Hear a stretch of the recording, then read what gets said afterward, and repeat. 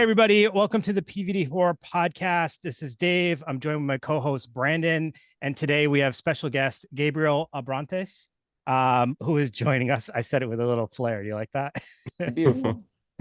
Who's joining us to talk about his new film, Amelia's Child, which just recently hit select theaters and VOD. I believe that was on March 1st. Gabriel, so excited to talk to you about this film.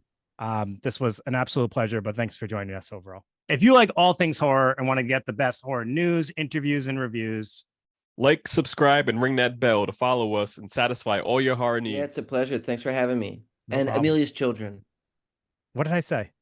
child. Child. Oh, There's just many a, of just a them. singular. Yeah. My bad. Yeah. So, Gabriel, you attended the Cooper Union School in New York City. You focused more on art at the time. How did you transition to filmmaking?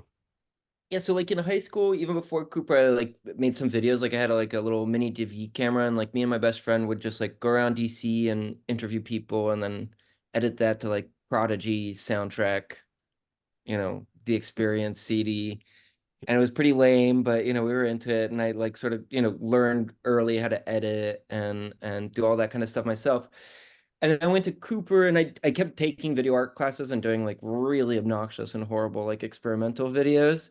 But then senior year, I took a class with Jim Hoberman, who's this like incredibly epic, awesome film critic.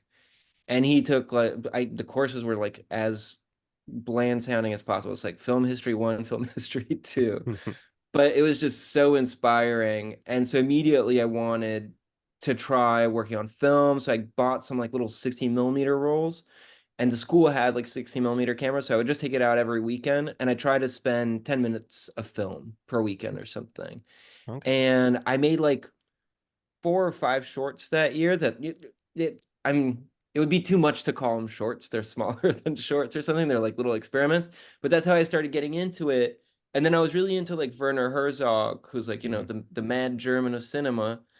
And he had a line which is like, if you don't have a camera, steal it or whatever. And I didn't steal it, but I found on Craigslist this like $2,000 old 60 millimeter camera, and I bought it. It had been used for like docs for NPR or something. And I went to Portugal, to the north of Portugal, to try to make a movie. So that was like my first attempt at making a real movie. It didn't go well, but later it did. Okay. That's cool. So now you're a writer, director, producer, and occasionally act in your projects. Which one do you prefer the most? Yeah, definitely. I think directing is the best. I get a kick out of writing once it's done. Mhm. Writing is actually awful when you're doing it. For any specific reason, just It's just full of anxiety. Like I'm a mm, pretty anxious person, and it's just that like I wouldn't call it writer's block, but it's mostly yeah, you're just always anxious that you're gonna it's the wrong script, the wrong idea, yeah, the wrong character, the wrong next scene, etc. Yeah. I yeah, come up with like a million games to try to like short circuit my brain to work around that. nice. Um, so I'm not going to botch it this time. Amelia's Children is the film that we're here to talk about today. Can you give our listeners a synopsis of what this film is about, or at least try your best to do that without giving away too much, I guess? Totally. So the film starts with like a kid that gets kidnapped. There's two kids, but only one gets kidnapped. And then we, flash forward 30 years, and Ed, which is that baby, is like 30, is in New York and is trying to find out, who he is. So he's calling the adoption agency, trying to figure it out. And the adoption agency has like no contacts, nothing, which is pretty weird. And then he gets home and it's his birthday, and his girlfriend has gotten him a little DNA test, like the ancestry kind of stuff. And very quickly he finds out and gets connected to his twin brother, Manuel, in Portugal, and his finds out that his mom, his biological mom, is there with Manel. So him and his girlfriend Riley decide to go to Portugal and meet his family, and that was probably the biggest mistake he's ever made. Yeah, yeah, that's a definitely a good synopsis that leads us right up into the action. Great. And there was a like early on, you just said something that just like triggered an interesting thought I had while I was watching it. So that birthday cake scene where she brings him the little cake, and he says, I don't even know if it's actually my birthday.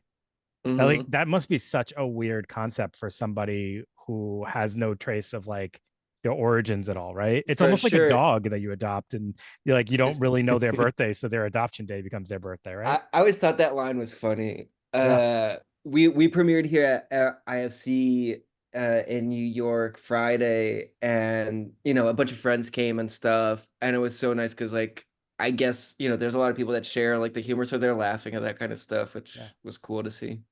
Yeah. Yeah, that was Um, something big that stood out because when I see the reviews and everything, a lot of people loved like the comedy side Yeah. to it. You know what I mean? So yeah. that's cool. Yeah. I wanted to ask you a question about the title too. I wasn't going to ask this because I was like, all right, well, it's pretty obvious what it means, but is there any other significance to the title Amelia's Children? Like, is that a No, reference to anything, or is it just really that like straightforward? no, I just thought that's what the film's about. Yeah. And I wanted to center on that character in some way. Okay. Okay, Cool. cool. Rather than like Ed's mom, which would be another, just in for a bit. A sequel that you made. It's like Yeah. another universe sequel. So now, you created like romantic comedies, war films, adventure films, but this is your first time working on horror. What made you want to get into this genre? Um, I really like genres in general, and like I like action. I really love Mm, kids movies, like animations. Like I love Pixar and Roger Rabbit and E.T. were some of my favorite films growing up. mm, Um, and hopefully one of the next films I do can be something like that. Like I'm working on a script that's similar to that. But yeah, like that, like I was really excited to get into horror. And what was interesting about it is like so many of the things that I was already doing in other films is part of horror. Like horror is surreal, it's violent, it can be weird, it can be metaphorical, like a metaphor for social relationships or family relationships or, messed up things in society. And so all of a sudden I felt really at home. I'm like, oh, okay, like a genre that's like really goofy and unpretentious, but at the same time means a lot of stuff if you actually dig into it. And you can do awesome, like somewhat cheap action scenes. And sexual perversion is quite the norm within it. Like this is great. Like I feel like a kid in a candy store. Yeah. Do you think you'll do future horror films now that you've had this experience? Yeah, I mean I'm sort of split. Like it was a hard sometimes it can be hard to do horror or something. Like it can be sort of dread filled. And this set, while we were filming, it was sort of mixed in between like fun time, laughing and dread or Yeah. something and writing. But I wrote another horror film. It takes place like at a messed up church camp. So I'm pretty excited about that. It's sort of Okay. like if Midsummer was Christian instead of somewhere else.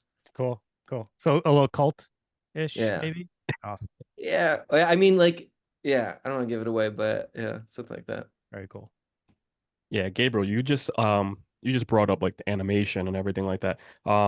You had said like in an interview before, I had noticed that you like your style and everything, like even your artwork, you lean on animation and then you bring it into your films. Like where did that come from? Um, I don't know. I would again, like what I like about horror is that it can like be weird and outlandish Hmm. and not realistic and fantastical. And I think that's also what draws me to like Mm, animation. Like I really love like a movie about a rat that wants to cook, like that gels with me or something. Yeah. Or like an alien that's like emotionally connected to a child and if one gets sick, the other one gets sick. I'm like, yeah. okay, this makes me imagine things and then with like the actual animation stuff, like at the same time, I'm also really into technology. Like I love editing, love Photoshop, and love 3D animation, like, learning that kind of stuff myself. And when I do music, like I mostly like doing it on my computer rather than like picking up a guitar or something. Yeah. And and with animation, it really links a bunch of that stuff, the fantasy and technology and stuff. Right now, I'm working on a little animation with the people I usually work with, which is just ghosts and it's 3D, totally Mhm. 3D. Like there's no real world filming, and I'm really, enjoying that.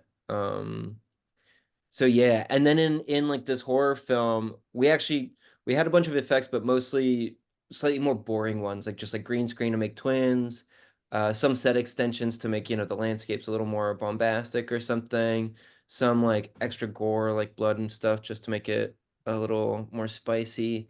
Uh, and that's about it. Otherwise, everything's practical. Like you got knives, you got people, you got your squibs, you got your prosthetic faces and stuff like that.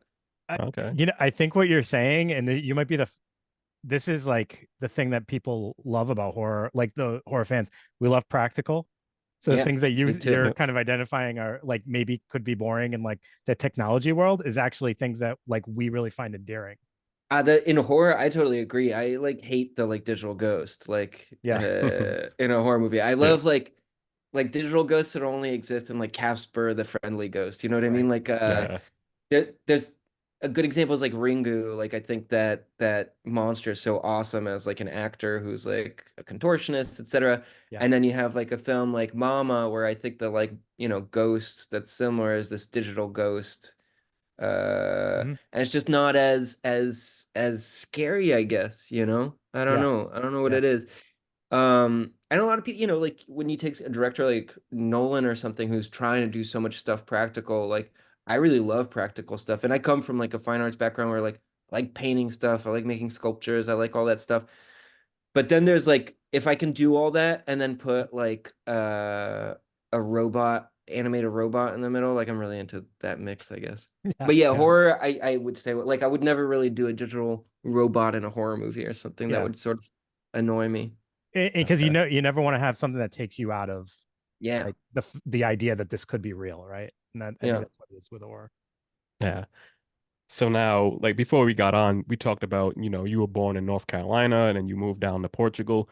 I just want to throw this out there, for everybody that has seen the film and all the reviews that I've seen, they're labeling this as the best Portuguese horror film of all time. Like, how does that make you feel? It feels good. I mean, Portugal, like, it's a funny place like in terms of like movie history. Hmm. It's a small country, very few movies, usually low budget films and like auteur films, more indie kind of films.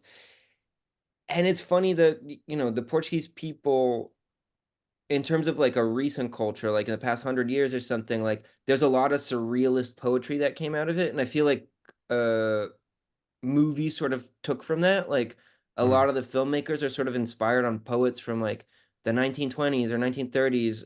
And it's just interesting because you see it in a lot of these indie Portuguese films that they have this surreal side to it, which is sort of cool.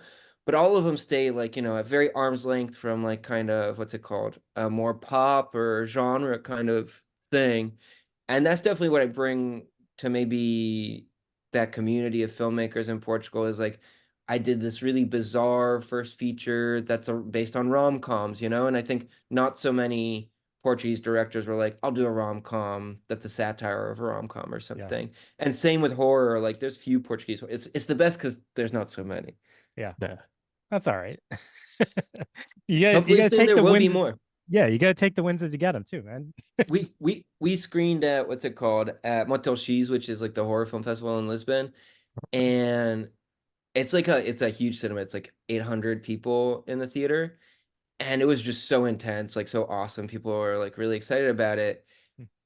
And so many people were like, I guess the feeling I got is like, I want to do one now, which Yeah. was Yeah, nice. So I'm excited to see that if anybody actually does it. that's very cool. That'd be cool.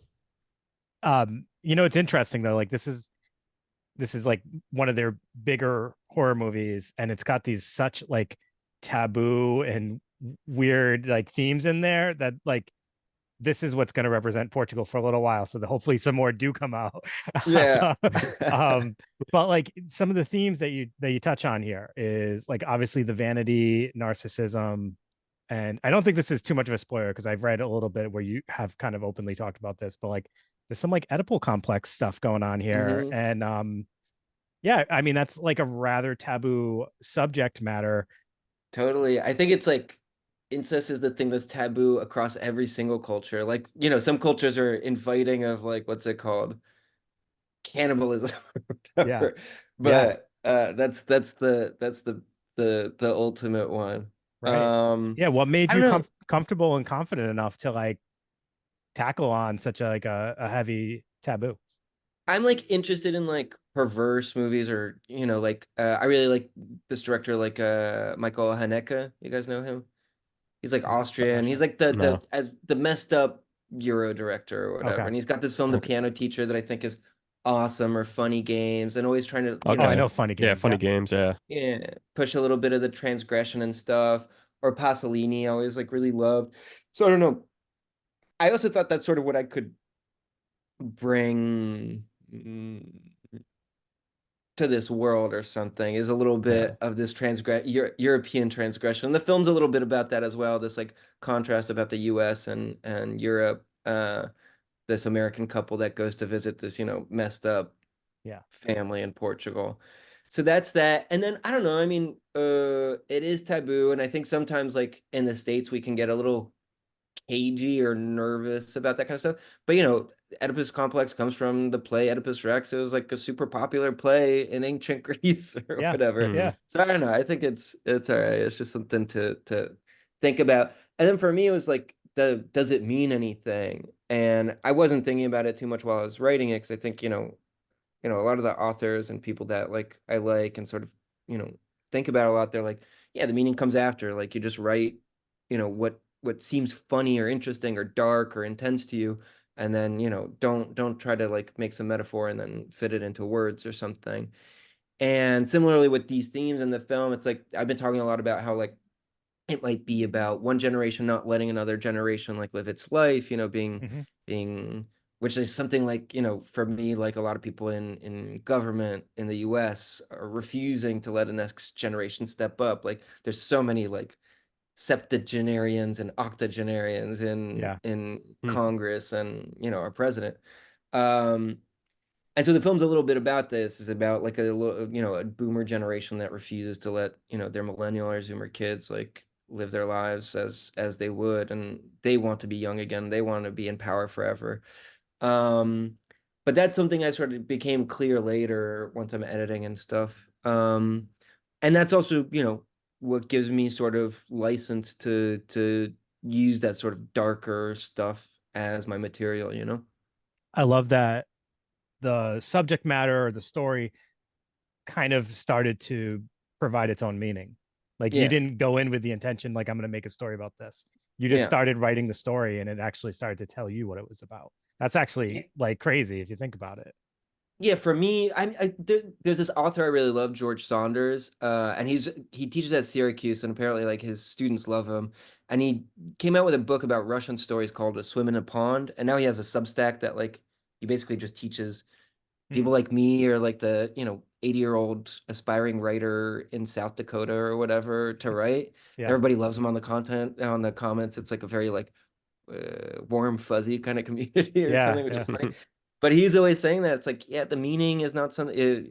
And he's always very open, which is like, maybe some people write wonderfully writing like metaphor, and then you try to come up with the story or whatever. But he's like, the way I do it is just like I try to write and follow what I like, my taste, sort of follow his nose in a way, and and then the meaning usually comes out of that, because it's already in us in some way.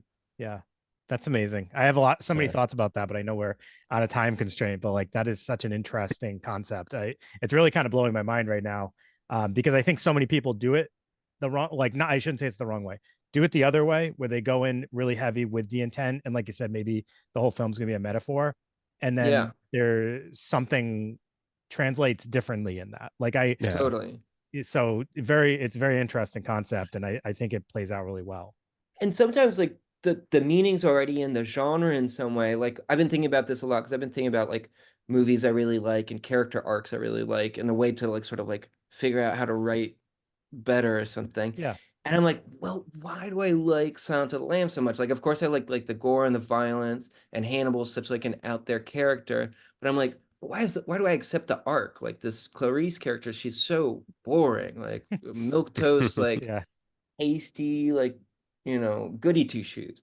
Yeah. But the arc is a goody two shoe becoming transgressive, like breaking Sure. the rules of the FBI, sort of falling in love in a way with a monster, a cannibal. Like they, they're a lot of people have described it as almost like a romantic film or something between Clarice and Hannibal, because she respects him, he respects her. There's this like mutual respect or something. And I'm like, well, that I'm into. Like I like that meaning, like this Yeah. goody two shoes who opens her mind and gets really weird. And I'm like, well, yeah, and that's a meaning that's in that genre because there's so many films in the genre that are that arc. A conservative person gets a little weirder, breaks the rules in some ways, Hmm. and that's what they have to struggle against. So sometimes the meaning is already like that's why like I really embrace genre, whether it's a horror or rom-com or something. It's like I think there's so many like profound things that are already in there that we don't even realize or Yeah. something. Yeah. You chose a very like specific appearance for Amelia. Yeah. And I just wanted to hear like some of your intentions behind the look. And So it's a character that's very like obsessed with like her upkeep, obviously. Yeah. yeah, she's got a lot of, plastic surgery. Yeah. And when I was writing this story, like about a son who meets his mom, and his mom's got some some things that are amiss. And originally she was just this old creepy lady, as we've seen 7 million times in like Brothers Grimm stories Yeah. or, fairy tales or whatever, the cliche of the old hag. And my friend was like, that's not so great. Maybe for like even gender stereotypes that it's like, misogynist or whatever. But even beyond that, it's just like it's played out, like so Yeah. boring. Like even the movie The Witch plays that trope or Yeah. something. And so I was like, okay, well, what's it really about? When I started like digging into like what Amelia was about vanity. It was about self-obsession and narcissism. This desire for youth and power and for others to desire her in some way. And so I was like, okay, the plastic surgery really gets around that. The monstrosity is not that she's old. The monstrosity is that she's so self-obsessed that she'd do this to herself. Mhm. I love it. Okay. Nice. Now, with this being your first solo feature film, what was some things that you learned on this project? Um, A ton, as always. Like every film is like a disaster that Mm, teaches you a million lessons. Uh, but one thing I shouldn't have done for a movie this low budget, and anybody listening that's like gonna do a low budget film and is thinking about like twins, is don't do green screen, like get real twins or whatever. It really eats into your shooting time. Like I was following this like Bloomhouse rules of like do one house, no extras, not far away from where you live or the crew lives or cast lives, this kind of stuff to keep your budget reasonable so you can get the, most pristine, beautiful kind of film out of, most mileage out of your budget. Yeah. And I really tripped myself up with the green screen stuff because you're shooting the same scene twice, so that takes twice as long, and then your actor's got to switch out into another costume, put a wig on in our case, like so it's really gobbling up hours of shooting time, and you can't really move the setups to film something else because you want to keep the stuff in place so you can put the actors back in the same place. So that was a big lesson that I shouldn't have done. Um, and then yeah, I learned so much about horror. Like I read on an article online about how to do a jump scare. I really am into jump scares. I hate it when yeah. there's those reviews of like movies that are like, too many jump scares, this film's stupid. I'm like, I love jump scares. Yeah. Like I Yeah. always get a kick out of them. Yeah. I also like, a film like The Wailing or something that almost has no jump scare and it's just like brooding, Hmm. creepy ambiance, but like, sign me up for a good jump scare.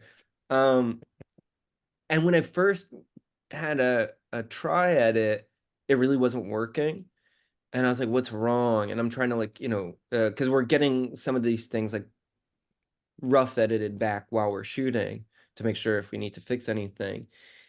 And then I read on an article, I think it's on The Verge. I forget what newspaper, but if you look like the anatomy of a jump scare, you go to this article and it talks about the 3 act structure of a jump scare, which is somebody hears a noise or something scary sort of scares them. They go to investigate, whether it's around the corner or in the basement or in the closet. There's nothing there. Yeah. And so you get calm, the character relaxes, you relax as an audience member, and then bam, that's when like the monster hits Yeah. you. And so Hmm. we started applying that and it started working much better than and even some scares that we had filmed not in that structure, we then tried to edit a little bit in that structure and that helped the scare a little bit. So that was a learning experience. It was cool. And I've read further into that now, and it was interesting to see people be like, that's not the only way to do a scare. And there's great scares that don't follow that. Like I always mention one that's like from Mulholland Drive, which is like these two guys going down an alley, and then like a dumpster lady jumps out of a corner. Yeah, yeah. And it's just like it's a one. There's no act. It's a Yep. one It act just it's but scare. it's so out of context to what you're expecting from the scene. It just And they've been shocks building you. it up for like ever or Yeah, whatever. They're Yeah. like talking about it for like 5 minutes or something. yeah. And whatever. He's got his like special magic lynch spice or Yes. something Yeah. that works. Yeah.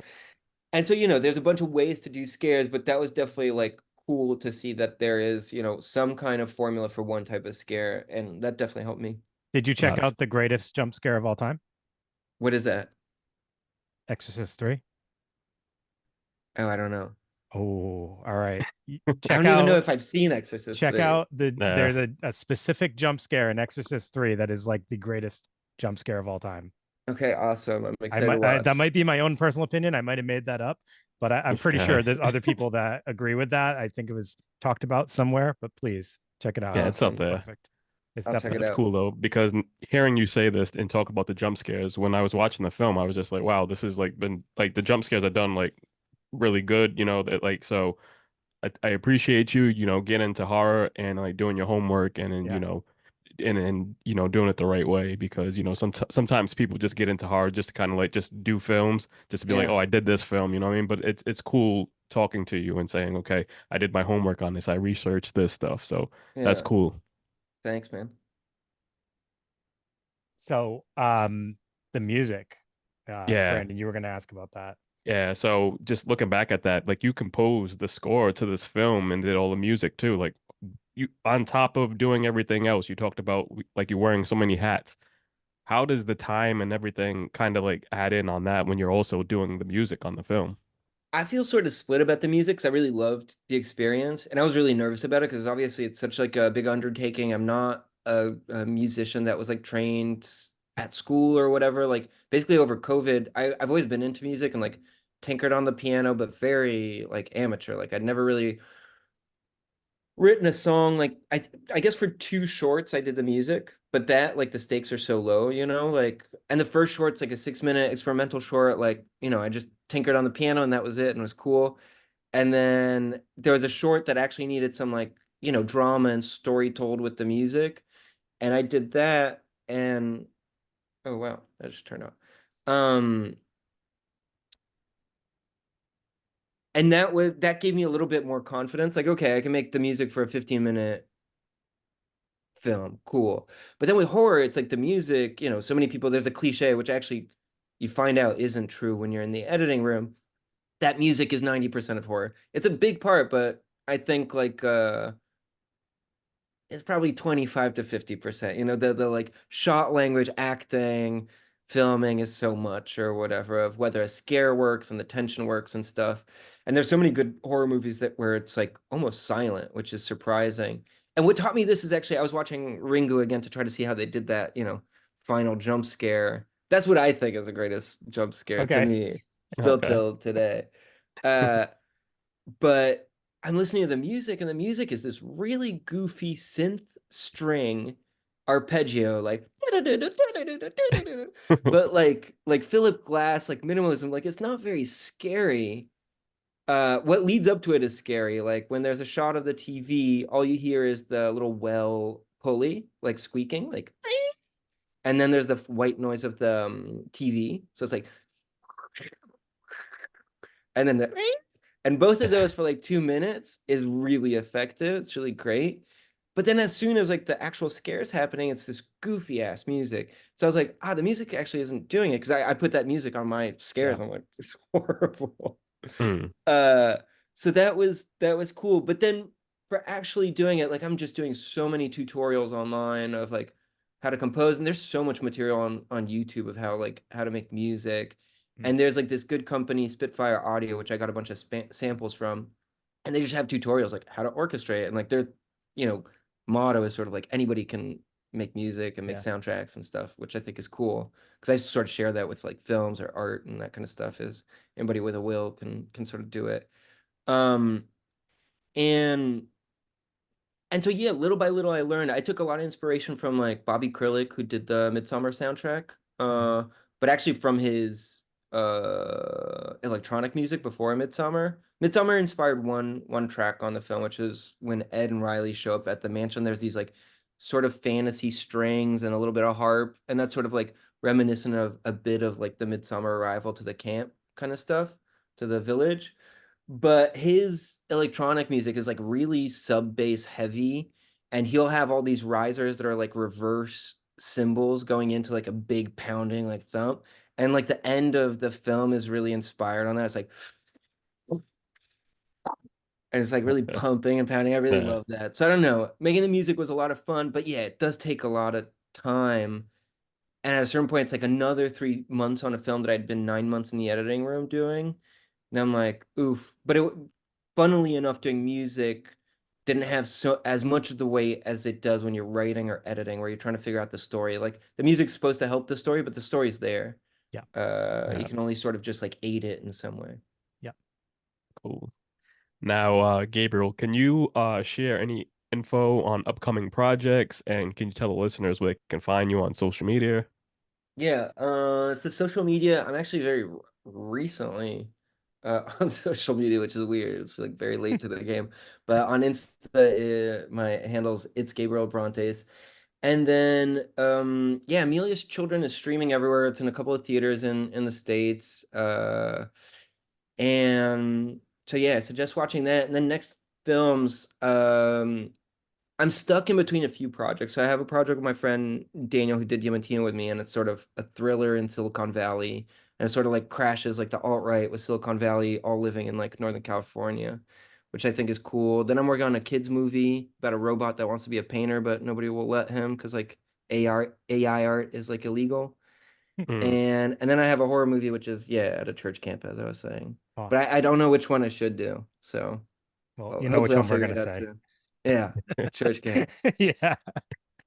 Awesome. Gabriel, thank you so much for joining us tonight, man. This is a pleasure talking to you about the film. Really, really enjoyed this one. We're gonna have the trailer on our YouTube for anybody that wants to check it out, so they can get some context to what the discussion we've had. Nice. But just take our word for it. You guys want to see this film, so thank you, Gabriel, again for joining us, and we will be back next week with a new episode. Thank you, everybody, for listening. Thanks so much, guys. Takes a lot of love for a person to do